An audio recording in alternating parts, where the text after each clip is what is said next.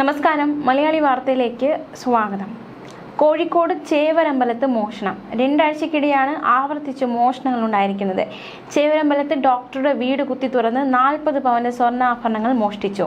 Kozhikode medical കോളേജിലെ anaesthesia ഡോക്ടറായ ഗായത്രിയുടെ വീട്ടിലായിരുന്നു മോഷണം നടന്നത്.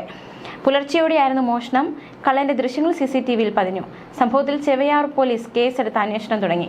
മുത്തശ്ശിയുടെ മരണാനന്തര ചടങ്ങിൽ പങ്കെടുക്കാനായി സ്വദേശമായ തിരുവനന്തപുരത്തേക്ക് പോയതാണ് ഡോക്ടർ ഗായത്രിയും കുടുംബവും.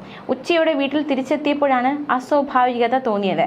CCTV ദൃശ്യങ്ങൾ പ്രകാരം പുലർച്ചെ 1:55 വീടിന്റെ മതിൽ ചാടിക്കടന്ന കള്ളൻ മുൻവശത്തെ വാതിൽ കുത്തി തുറന്ന് അകത്ത് കടക്കുകയായിരുന്നു എന്നാണ് വിവരം.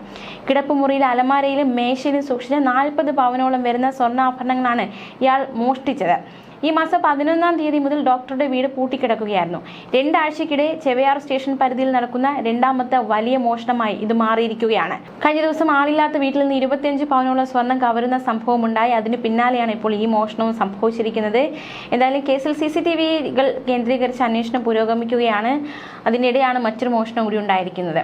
മാത്രമല്ല, തിരുവനന്തപുരം പാലോട് മോഷണം ഉണ്ടായിരിക്കുന്നു. പാലോട് മേഖലയിൽ 5 കടകളിലും അതുപോലെ തന്നെ സെന്റ് മേരീസ് പള്ളിയിലും ഒറ്റ രാത്രിയിൽ മോഷണം നടത്തി. കേസിൽ പിടിയിലായത് പിതാവും മകനുമാണ്. ഇവർ പോലീസ് കസ്റ്റഡിയിൽ നിന്ന് ചാടിപ്പോയി.